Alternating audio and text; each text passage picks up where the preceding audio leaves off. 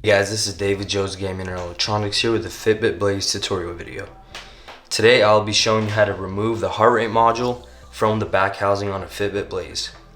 The only tool that's needed for this repair is a small flathead screwdriver, which is available on our website that is linked below. So your first step to taking the heart rate module off the back housing is to grab your flathead screwdriver and find these two plastic points that the heart rate monitor is connected to. So you want to go ahead and grab your screwdriver and dig slightly down on the points and up, and they should break off pretty easy.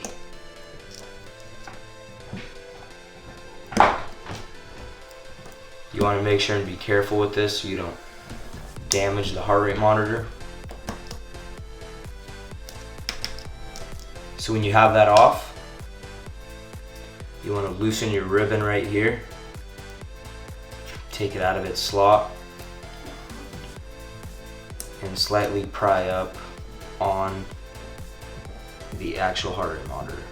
So when you're prying up like this, you want to make sure and not go too deep so that you don't damage the actual heart rate monitor or any of these points that are located on the board itself.